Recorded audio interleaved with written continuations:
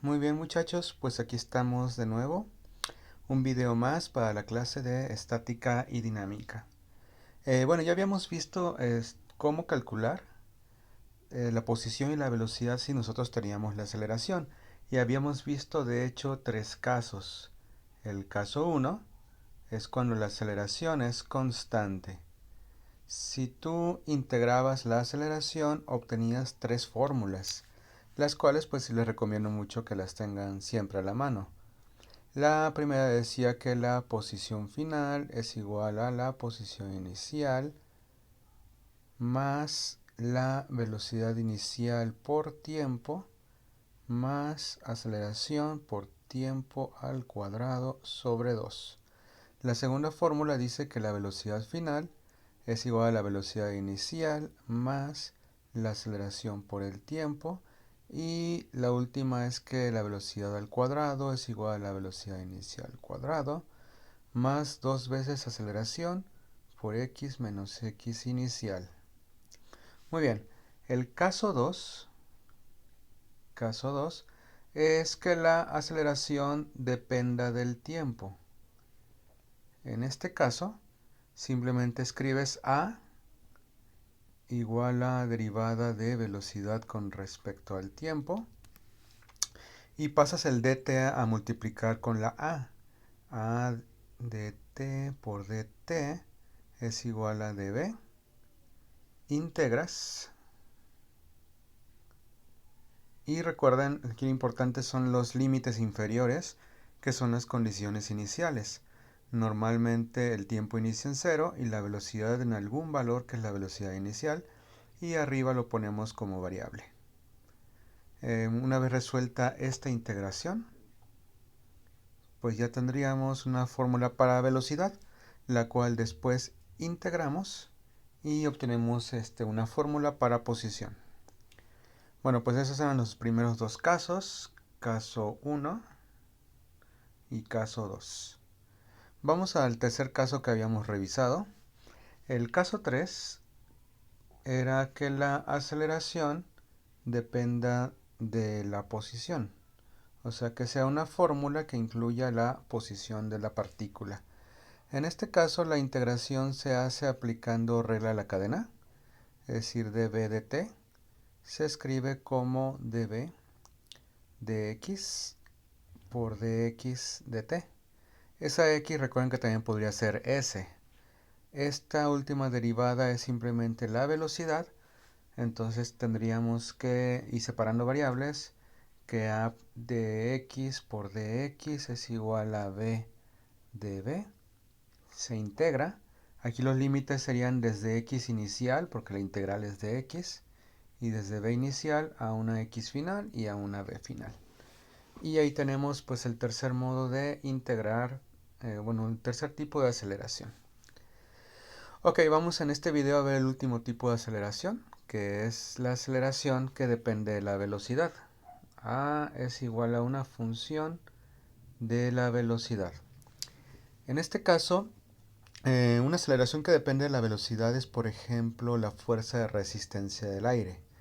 Cuando un objeto se está moviendo, digamos una persona, si está en reposo, pues no, el aire no ejerce una fuerza sobre él. Sin embargo, si empieza a caminar, aparece una fuerza que es la resistencia del aire. Y ustedes pues lo sabrán de la experiencia, que mientras más rápido te muevas, más intensa es esa fuerza del viento. Si te detienes, otra vez la fuerza es cero. Y si empiezas a caminar y más rápido, esa fuerza va aumentando. Entonces la fuerza del aire es una fuerza que depende de la velocidad. Eso también se nota mucho en los paracaidistas. Cuando un paracaidista cae, pues entonces la fuerza del aire puede ser tan intensa que incluso iguale a su peso y el paracaidista ya no puede acelerar más. Entonces cae a una velocidad constante llamada velocidad terminal. Muy bien, vamos a poner este ejemplo para ver cómo resolver un caso de aceleración que depende de la velocidad. Supongamos que hay un auto que pierde los frenos y va hacia la derecha con una velocidad inicial, y pues pierde los frenos y ya lo único que lo puede frenar es el aire. O sea, no hay nada más que el aire que lo va a frenar. Esa fuerza la podemos escribir así.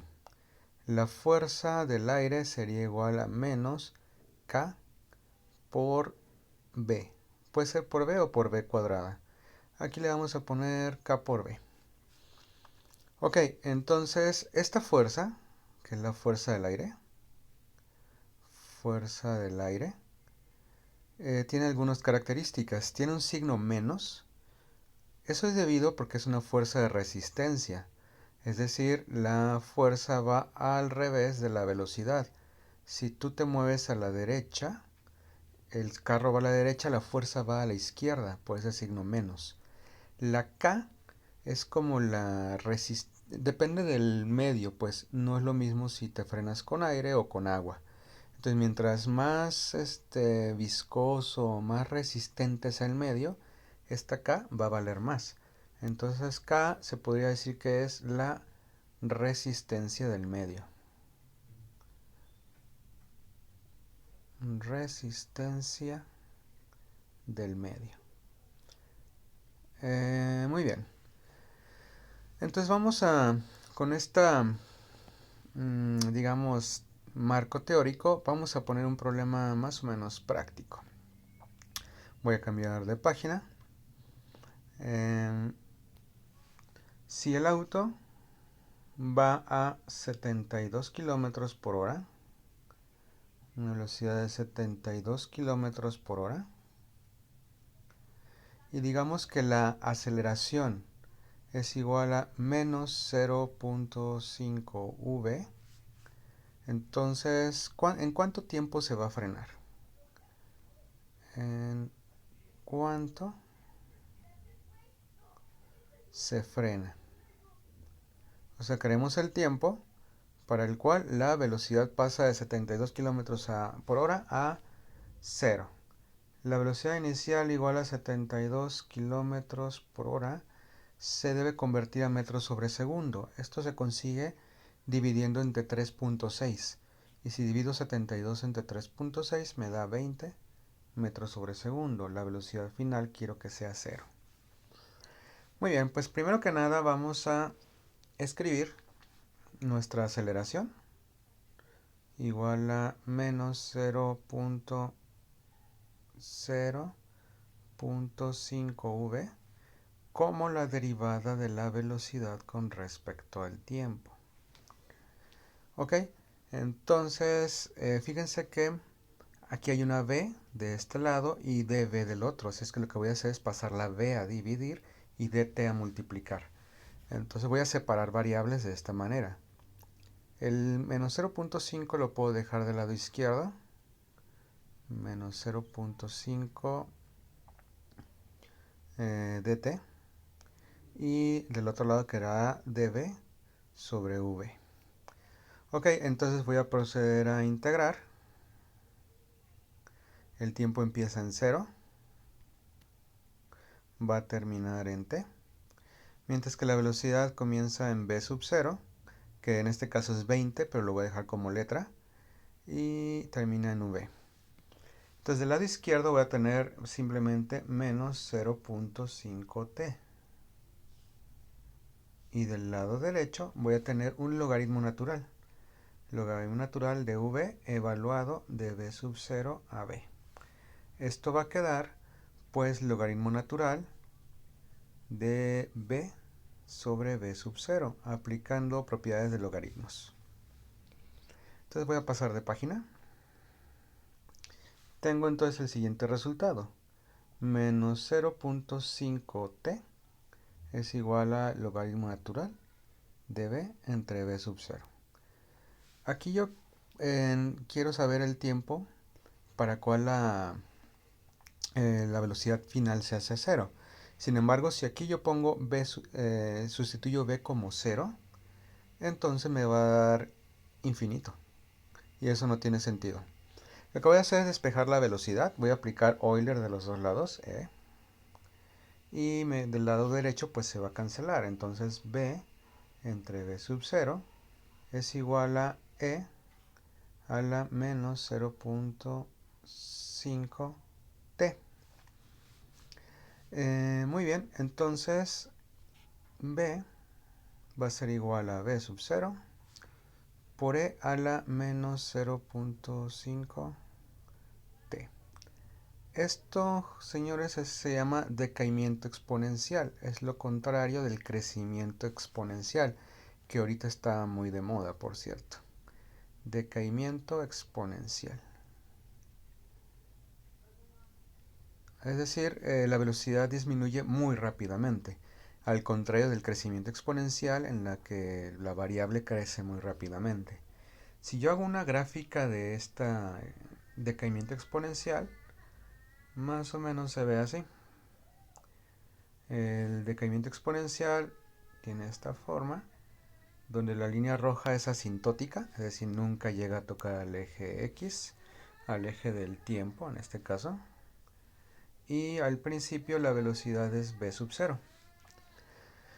Esta gráfica dice que en teoría tardaría un tiempo infinito en detenerse la partícula, puesto que para que la velocidad llegue a 0, es decir, que la línea roja toque al eje del tiempo, tendría que pasar un tiempo infinito. Pero en la práctica no es así. En la práctica se considera que en la partícula se frena cuando el exponencial o el exponente, esta parte, sea igual más o menos a 5. Es decir, se frena si, o más bien cuando, 0.5t sea igual a 5. En este caso significa que t tendría que valer 10 segundos. Esa resistencia del aire frenaría a nuestro auto en aproximadamente 10 segundos. Este valor de 5 es un valor más o menos estándar.